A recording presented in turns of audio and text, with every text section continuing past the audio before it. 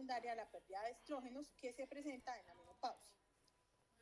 Sabemos pues que en la mujer en etapa reproductiva los estrógenos van a estar encargados de mantener ese trofismo de las mucosas, en este caso pues de la mucosa vaginal, donde va a haber pues una adecuada lubricación, una mucosa pues como con un adecuado flujo sanguíneo, y cuando se pierde ese nivel de estrógenos pues va a ocurrir todo lo contrario, se vuelven unas mucosas secas, atróficas, y esa es la base pues de la fisiopatología. Ese epitelio de la vagina se vuelve mucho más delgado, atrófico, y eso explica todos los síntomas. En cuanto a la evolución, entonces, diferente a los otros síntomas de la menopausia, como los síntomas vasomotores, por ejemplo, los síntomas genitourinarios tienden a empeorar con el tiempo si no tienen un tratamiento. No se van a quitar solos nunca, ¿sí? Siempre van a empeorar. El 84% de las pacientes posmenopáusicas van a tener esta sintomatología. Entonces, por eso es importante como tenerlo claro para poderlo diagnosticar y para poderlo tratar.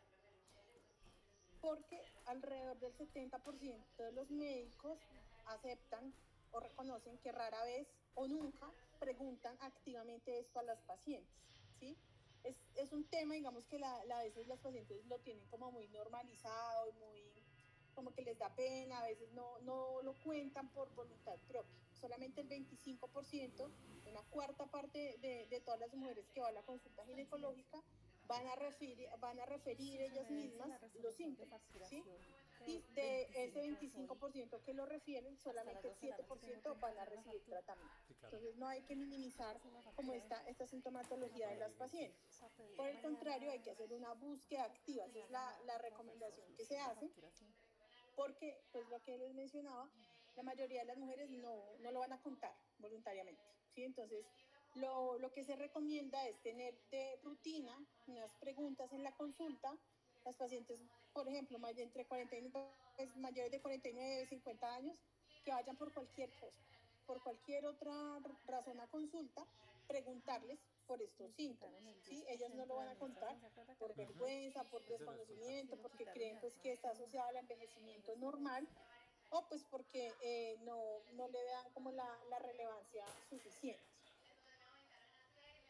En cuanto a la historia clínica, entonces debe ser una historia clínica enfocada, ¿sí?, en la cronicidad y la gravedad o la intensidad de los síntomas.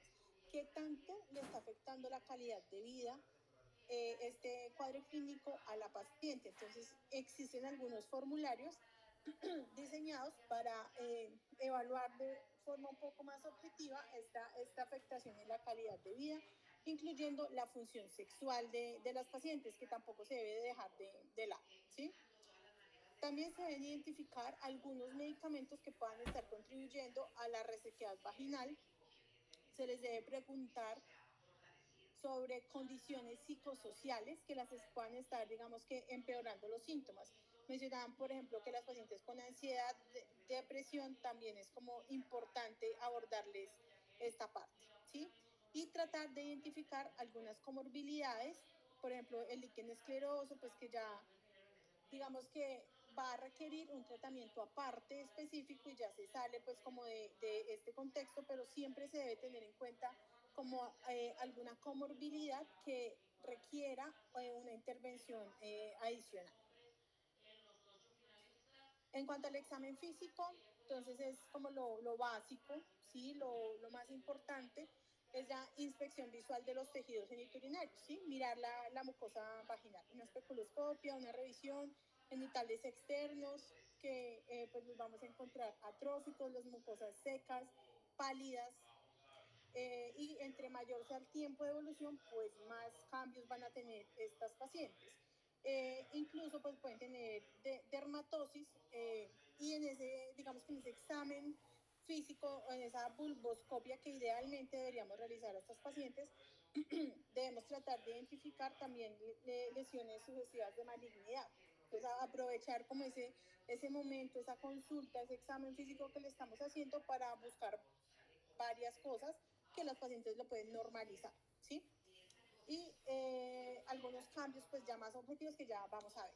Entonces, dentro del grupo de síntomas del síndrome genitourinario de la menopausia, vamos a tener que el 93% de las pacientes van a tener sequedad genital, ¿sí?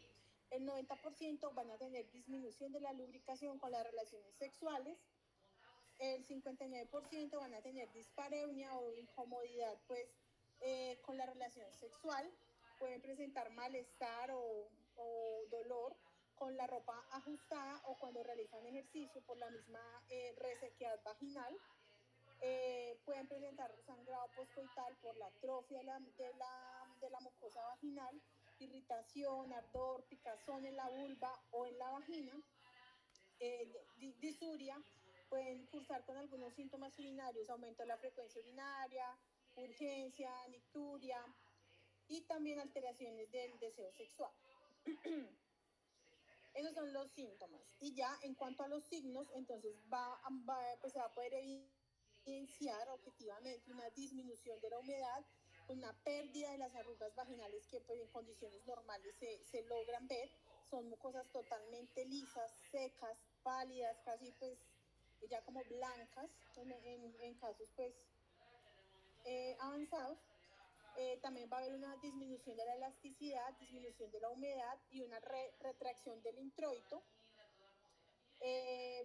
Se pueden perder algunas veces como esos restos himeneales de las pacientes, pueden cursar con cambios a nivel, digamos, de los genitales externos, como eritema vulvar, palidez vaginal, eritema, van a haber una fragilidad de los tejidos, son cosas que van a sangrar muy fácil, ¿sí? Pueden tener fisuras, petequias, y pueden tener a nivel, digamos que ya urinario, ya cambios un poquito más urinarios, pueden tener prominencia del meato uretral, carúnculo uretral o un prolapso, pues como a nivel del meato como tal.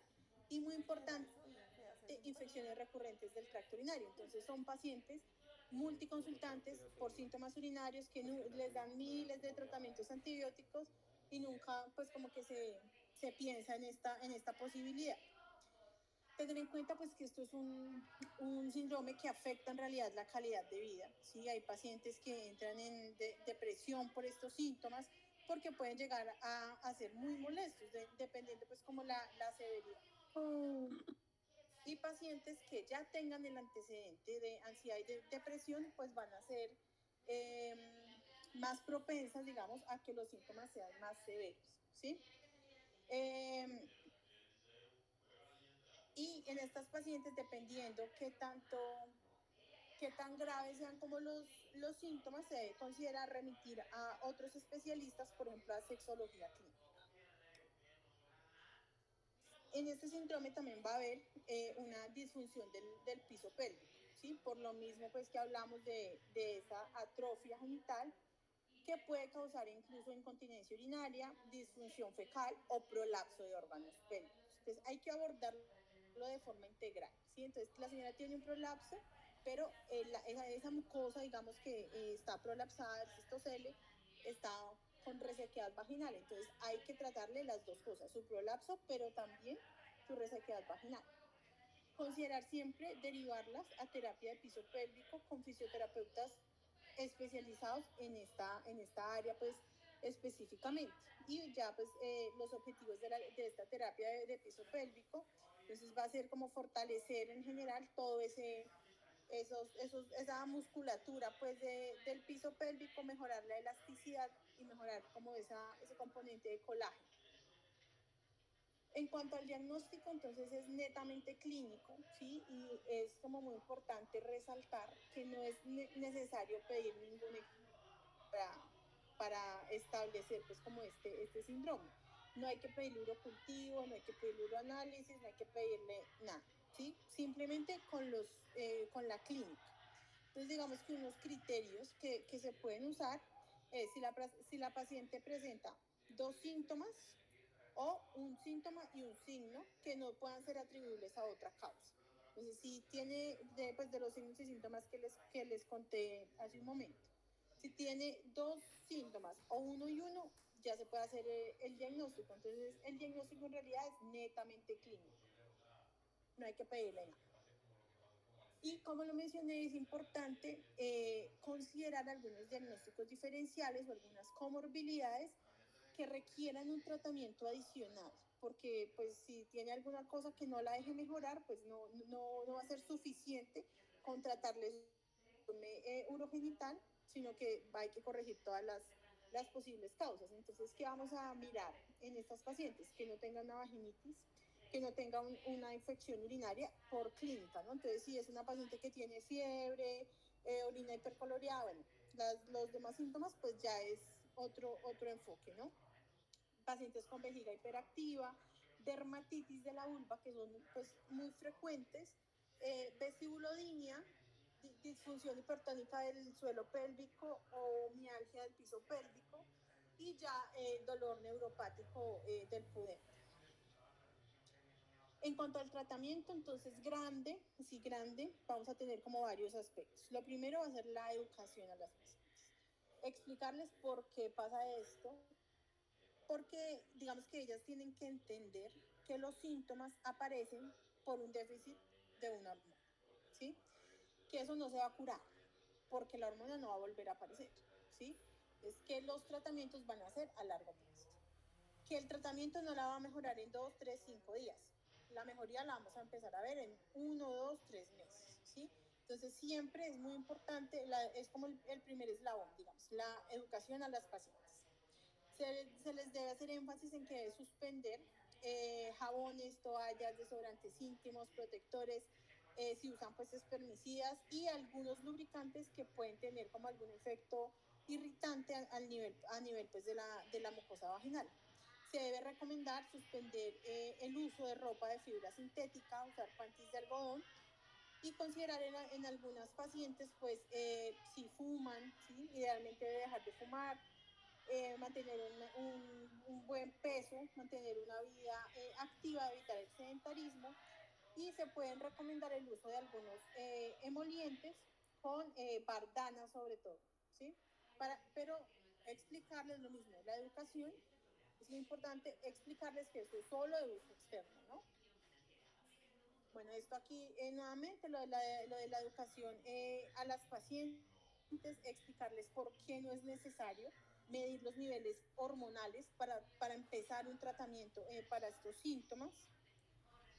Y ya en cuanto a las estrategias, digamos, para el tratamiento tenemos dos grupos grandes, las intervenciones hormonales y las intervenciones no hormonales. Entonces, las no hormonales las vamos a dejar para los síntomas leves y las intervenciones hormonales las vamos a dejar para los síntomas moderados o graves, dependiendo lo que nos refiera a la paciente, dependiendo qué tanto le está afectando su calidad de vida, ¿sí? Obvio, cuando tienen síntomas moderados o graves, entonces se le da terapia hormonal, pero también pues no se deja a un lado la terapia no hormonal, es como una combinación.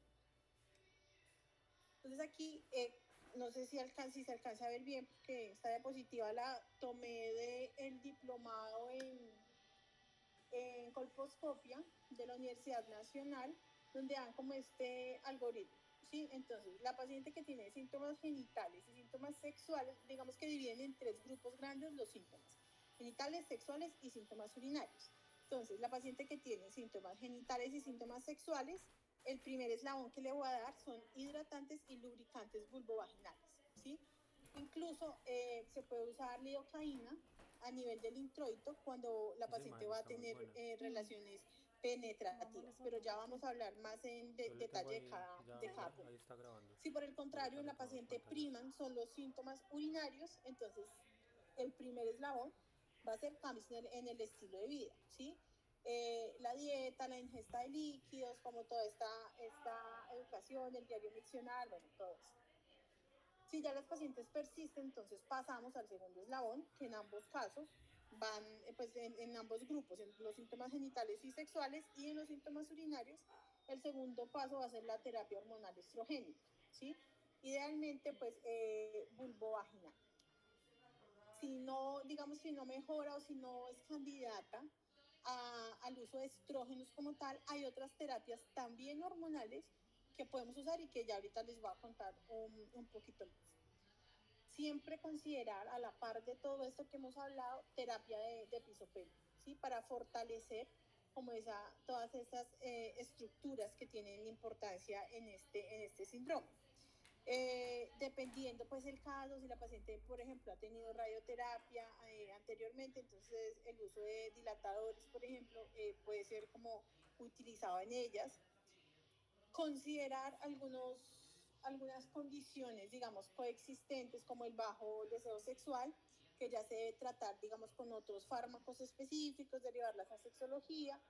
Y actualmente otra estrategia de tratamiento son algunas terapias alternativas que aunque al día de hoy no tienen una evidencia sólida, pues hay, digamos que investigaciones en curso, hay unas sociedades que lo apoyan, otras que no, ya vamos a ver bien de qué se trata. Entonces, en la primera parte del tratamiento vamos a hablar del manejo hormonal. Entonces, esta tabla la dan en la guía de la Sociedad Americana de Urología, donde ellos recomiendan las cremas vaginales ¿sí? como primera estrategia, aunque también hay anillos, ¿sí? O también se puede dar tabletas, pero pues esta tableta se refiere a ospemifeno, ¿sí? Entonces, el esquema que recomiendan de estrógenos en crema vaginal es aplicarlo diario por las primeras 2 semanas para que esa paciente pueda mejorar, ¿sí? Diario por las primeras 2 semanas y ya luego de eso sigue 3 veces por semana, ¿sí? Dependiendo pues el control de los síntomas. Entonces, como en la mayoría de cosas, se debe mantener la menor dosis con la que la paciente se mantenga controlada. Los estrógenos locales entonces van a tener una respuesta rápida y sostenida, ¿sí? En cuanto a la atrofia vulvovaginal, en los síntomas sexuales y en los síntomas urinarios. ¿Cómo va a actuar? Va a restablecer ese pH vaginal, va a mejorar el grosor de la mucosa, que pues por los cambios fisiológicos de la menopausia va a estar atrófica, ¿no? Van a aumentar la revascularización de ese epitelio, va a disminuir los síntomas urinarios y los episodios pues, de IBU, y los estrógenos están disponibles en varias presentaciones. Ya va a depender de las preferencias de la paciente, de la disponibilidad pues, que tengamos en cada centro. Pues vienen en óvulos, se pueden en cremas, en anillos, en gel. Y la recomendación es usarlo pues por 3 meses, digamos, una prueba terapéutica. Y si los síntomas no mejoran, entonces ya hay que mirar si se le sube la dosis, si se le combina con otra cosa. Bueno, hay que hacer ciertas modificaciones, ¿sí? Los estrógenos, es importante, digamos, que explicarle a las pacientes, de ahí pues lo que les he mencionado de la educación. Si la paciente suspende los estrógenos, ¿qué va a pasar? Pues va a volver a aparecer todo el cuadro clínico. Entonces hay que explicarles que estos son terapias a largo plazo, a muchísimo plazo, pues, porque siempre van a tener el déficit de estrógenos.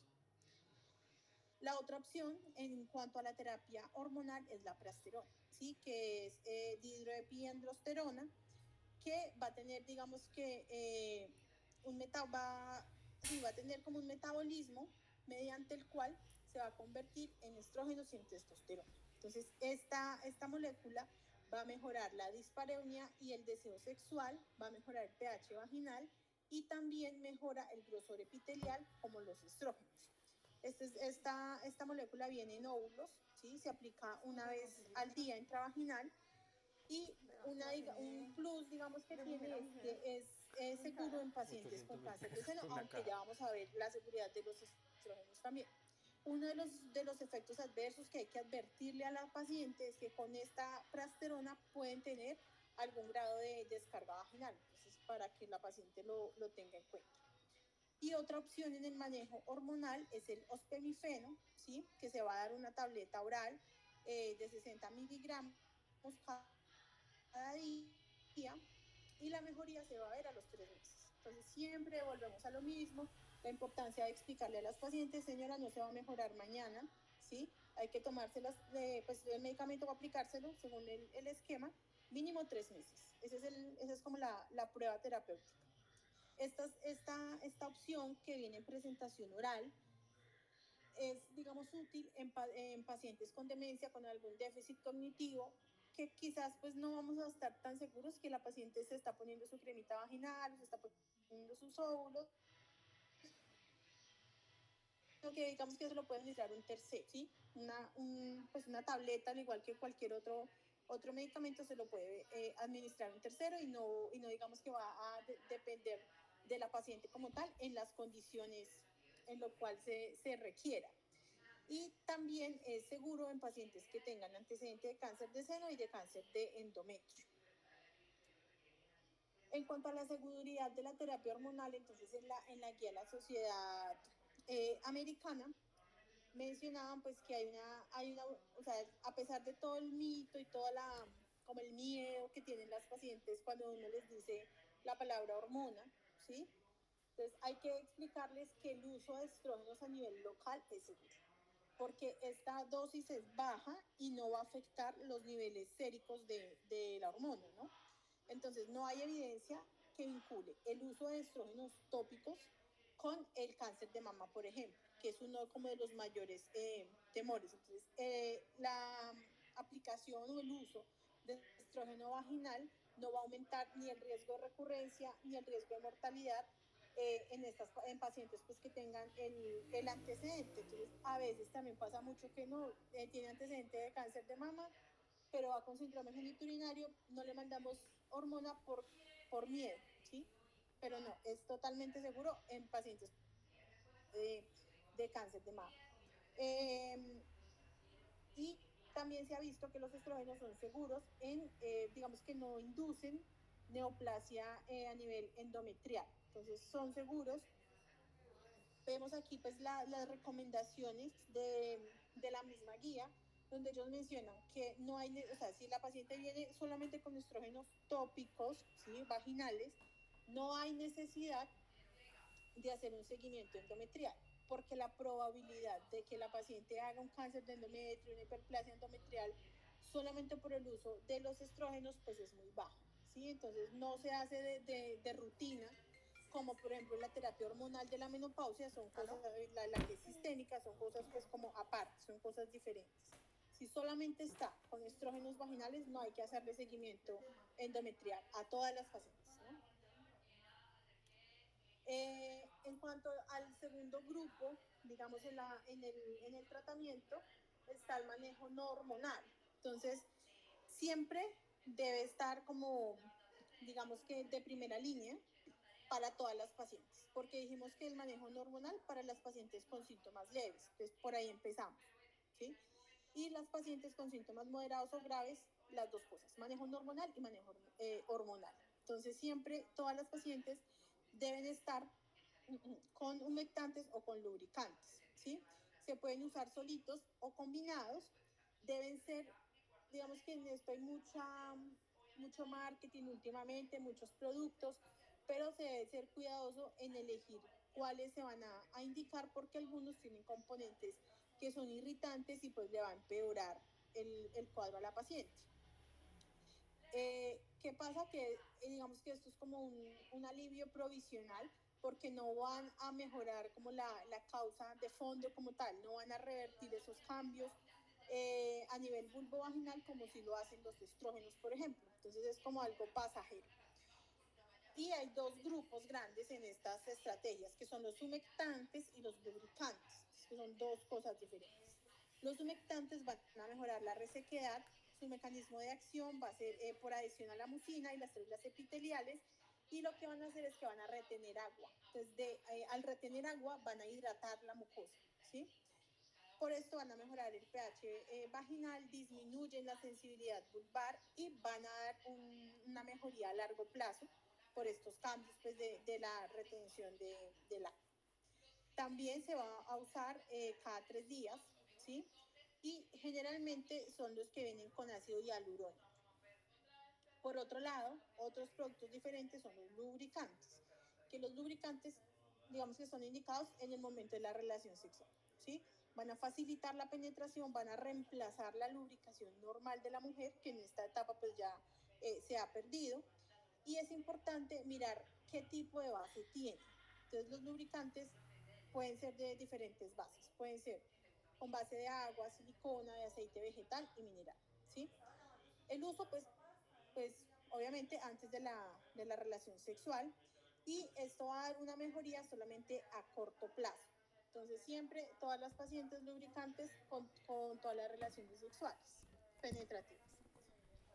Como les decía, entonces es como un poquito difícil poder escoger el lubricante y el humectante ideal, porque se deben tener en cuenta algunas cosas. Por ejemplo, que tenga un pH menor de 7, la osmolaridad, pues que uno, pues en general uno no es como tan riguroso mirando eso, y la osmolaridad pues de un producto, ¿sí?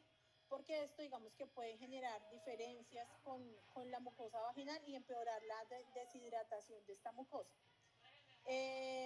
Si los síntomas, digamos que a veces los síntomas, o a veces no siempre, los síntomas van a reaparecer si se suspenden. Entonces lo mismo hay que explicarle a la señora, mi señora, ya usted está en menopausia, no está lubricando como normalmente se lubrica, de aquí en adelante todas sus relaciones sexuales con lubricante, ¿sí? Va a quedar siempre, si no lo usa, pues no va a lubricar, le va a doler, ¿sí?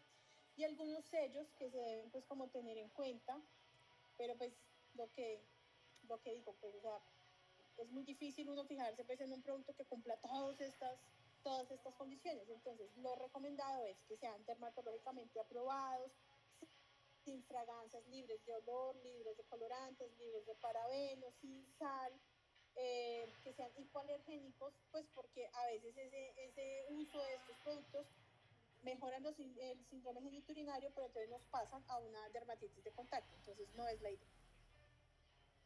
Aquí pues algunos de los ejemplos, algunas marcas comerciales que no tengo conflicto de interés.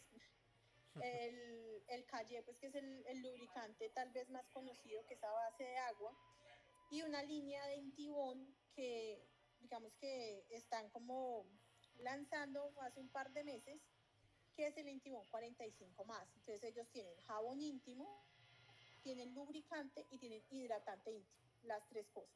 Siempre explicándoles y haciendo la salvedad que solamente es de uso externo. El NanoCare y el Chronoderm, pues que son algunas opciones, pero lo que les digo, en el mercado hay muchísimas. Recordar pues la importancia de remitirlas a terapia de piso pélvico con un fisioterapeuta especialista en piso pélvico. No sirven las mismas terapias pues de incontinencia y demás, no, son como unas terapias específicas. Otra de las estrategias un poco controversial es el uso del láser.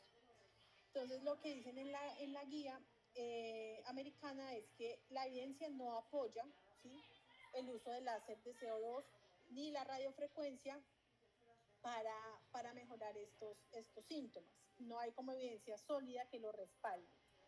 Y este artículo publicado el año pasado en julio también trató pues como de medir la seguridad de estos procedimientos.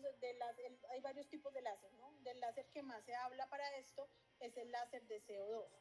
Entonces, este artículo, por ejemplo, dice sí mejoraron, pero no hay evidencia suficiente, ¿sí? Entonces, al día de hoy apenas están como investigando. Se usa, sí, mejoran, tal vez, pero no hay una evidencia sólida que lo respalde hasta el día de hoy, pues.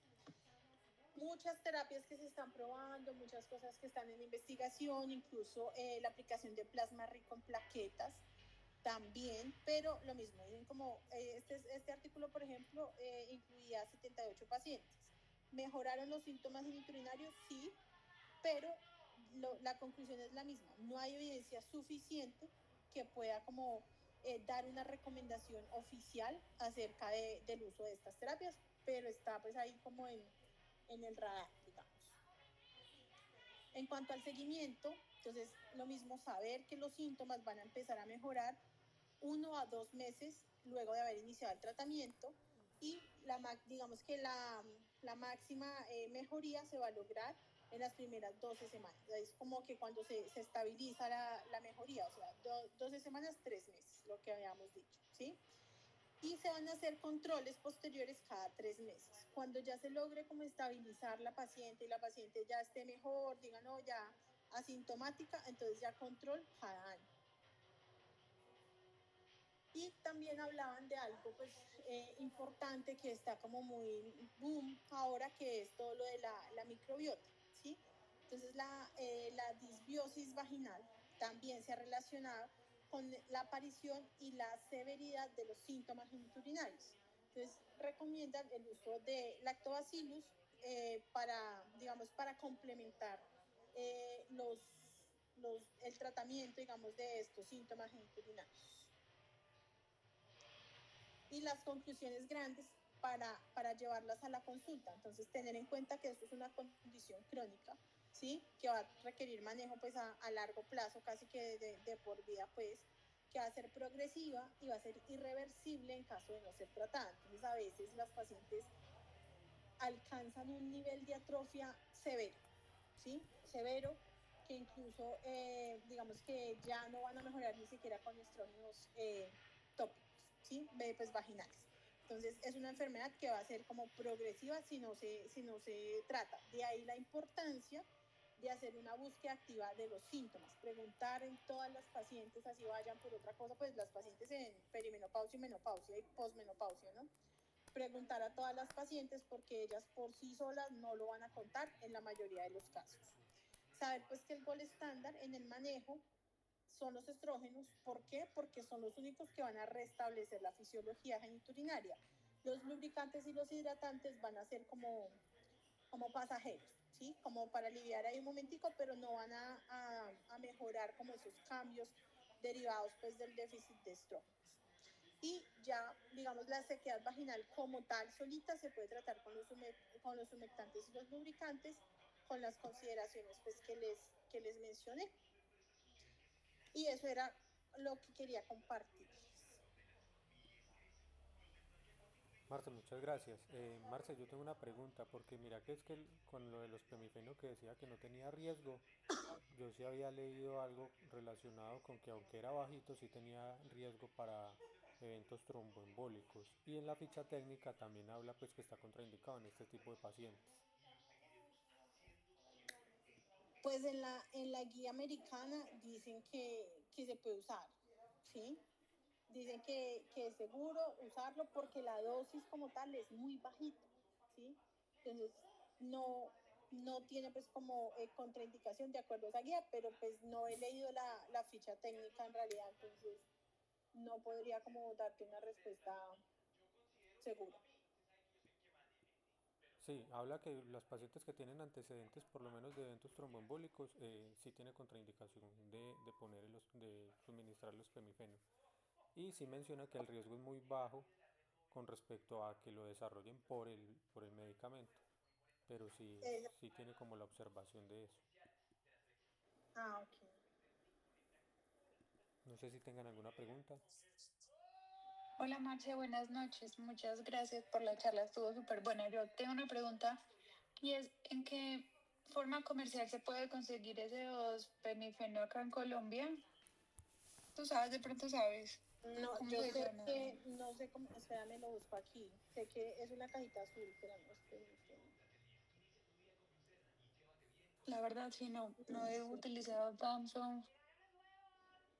No recuerdo ahorita el nombre, pero sé que en Colombia hay. Ah, bueno. Ah, ok. Incluso el doctor Henao hizo un estudio de eso en Barranquilla, Bueno, muchas gracias. de dos personas.